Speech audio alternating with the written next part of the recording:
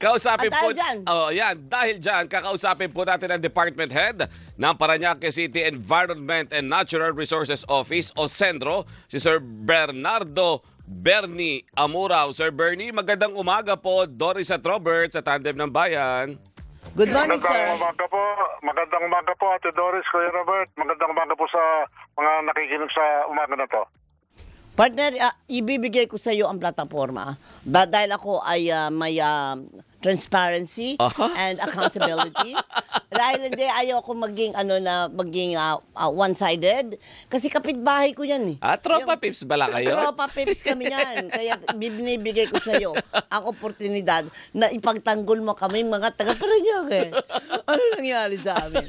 Hindi, joke Tinapunan lang, ng joke lang. basura. Inhibit ko lang ang sarili ko para walang bahid ng pagiging sasabihin na naman, biased, paano nga sabi nila noon? Bahala sila doon. Baha, puro tayo baha dahil dyan sa baha. Bahala sila. Baha kasi usapan baha. Pero Sir Bernie, speaking of basura na ito na tumambak sa creek po ng Parañaque, ang unang tanong po, ano po ang ginagawa na ngayon ng LGU? Alam po natin yung MMDA, may ginagawa din po. Para din po sa mga kababayan ninyo, sa part po ng LGU, ng Sendro, ano po yung participation ninyo dyan sa nangyari na yan? Tinapunan po kayo ng napakarami, toneladas ng basura. Unang-una po, Kuya Robert, ito dapat hindi na magturuan, dapat dito magtulungan na lang. Ang kami ng taga-Parañaque, kami nagulantang dahil ngayon lang nangyari itong ganitong pagpasok ng malaking basura ho. So, antimanong nalaman namin yan, agaran kaming nagpunta, tumungo rito na nagdalo tayo ng bako na equipment, mga long dump truck, at yung mga tao natin, pinalusong natin para may tulak ang basura dito sa tabi. At ang mahakot ng bako, may dalaw sa truck natin. Once na mapuno ang truck natin, dadalhin ho to sa sanitary landfill. Ang problema lang ho kung bakit tayo isang katutak ng basura, yan ay kadahilanan naman ng ating ulan na ubod ng napakalaki ng volume na ibinagsak at lakas ng hangin dahil ho sa habagat. Opo. Kaya yan nasa Manila Bay ang basura na yan, paikot-ikot, o kung saan matatapat to. Natapat to naman sa Parañaque yung kalakasan ng ulan at ng hangin. Kaya pati yung truss trap po namin doon sa malapit sa Manila Bay, nagkasira-sira at talagang hindi na kinaya. Opo. Ngayon, sir, sa ganito, syempre alam natin hindi pa po tapos yung habagat, hindi pa tapos yung mga ulan na yan. Yung possibility na maulit yan, at sa report po ni Zeus kanina, until now, sabi niya may mga, bagamat kiniklear na, may makita ka, may basura na naman. Paano po ang nakikita nating solution dito? Ito at sa ngayon, simula nung nangyari ito, naglagay na kami ng panibagong truss trap doon sa dulo at may pangalawa. So, yung nililinis natin dito, medyo lumiliwanag naman Kaya lang yung gawing kalagitan, meron pong na-trap na basura na kailangan na may ibayurong rito. Opo. Sir, syempre alam natin habang tumatagal yan dyan, basura po yan, hindi po kaya-aya yan para sa mga community po ninyo, yung amoy, di ba? Even the visual itself, hindi na maganda, tsaka sa epekto sa kalusugan ng mga kababayan po natin dyan. Paano po ang ginagawa naman ninyo doon sa mga nakatira malapit dyan? Inaayos naman namin hanggat Mario, tatapusin ito ng maaga kung kakayanin talaga. Siguro mga 2-3 araw to baka mag-back to normal to. Huwag naman sanang na paintulutan nating itaas na bumagyo uli ng ubod na lakas. Pero ang Parañaque palagi kami nakahanda riyan. Opo.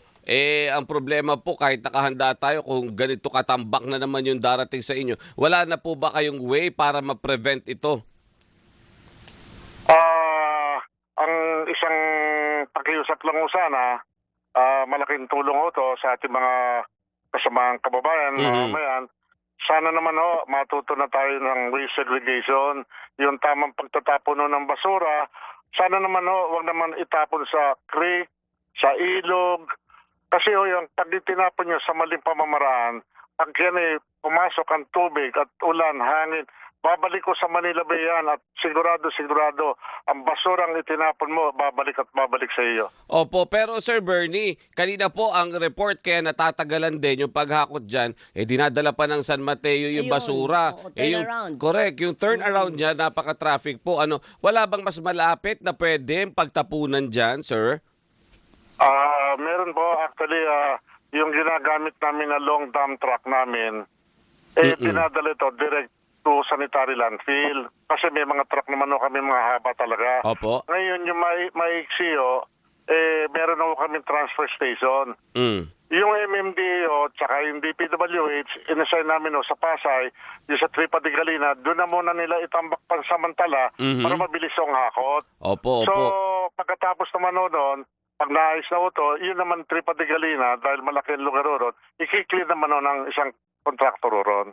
Mm-mm. Pero doon ba sa ganung sistema, Sir Bernie, mas nakikita natin na mas mabilis? Kasi syempre, alam naman natin habang tumatagal, mas nagiging delikado ito sa kalusugan ng mga residente po natin sa Parañaque.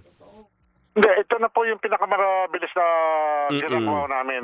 Ang amin, marami lang kasi kami mga truck na long dump truck na pang sanitary landfill.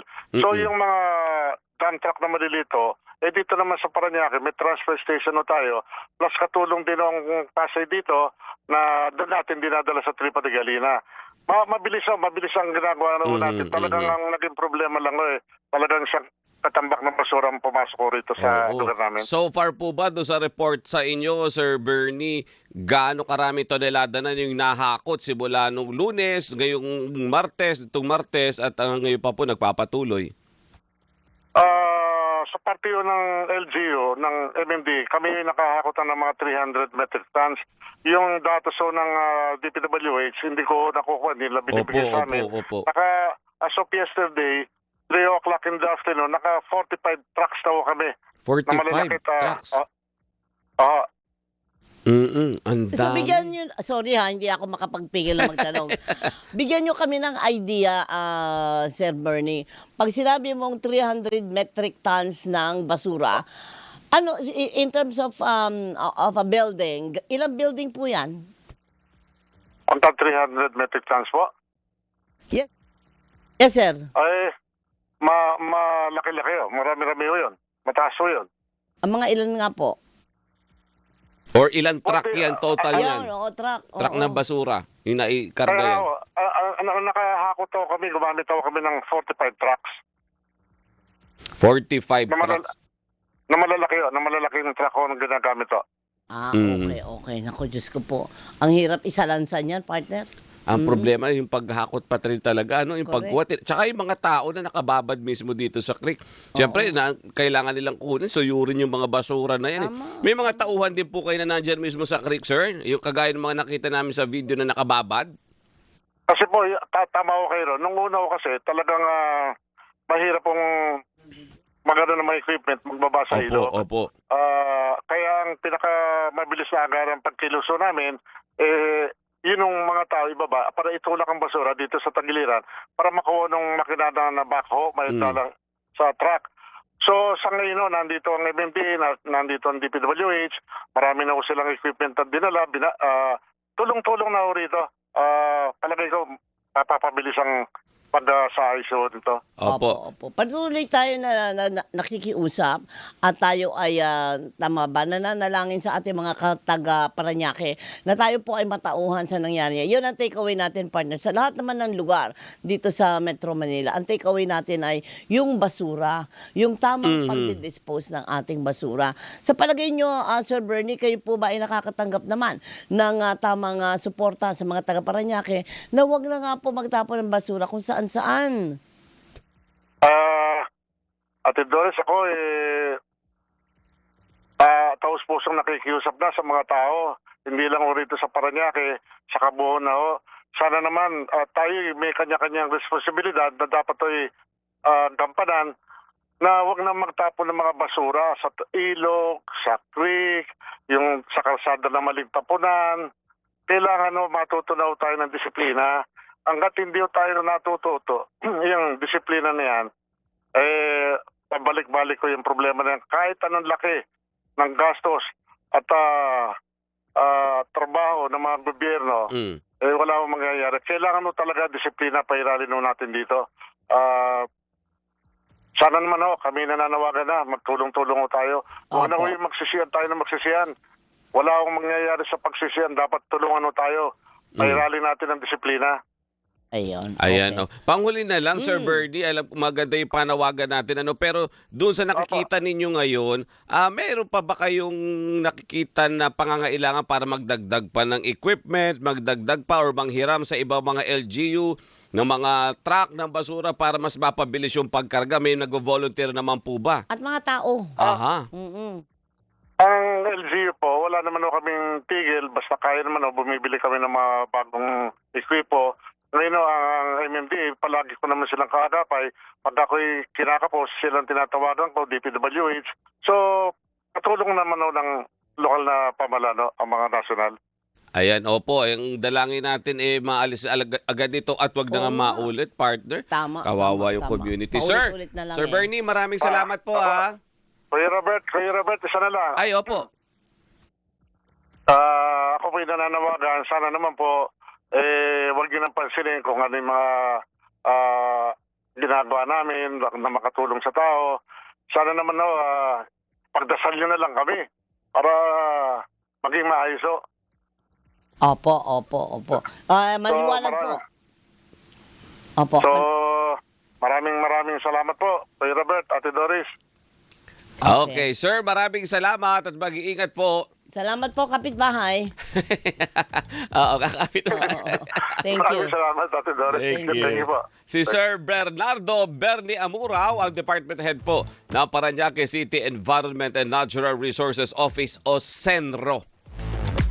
Yung mga senro natin nasa lahat ng LGU po, kayo po ay may pagkakataon Trabaho. magtrabaho, pagkakataon pang silipin kung gaano katindi ang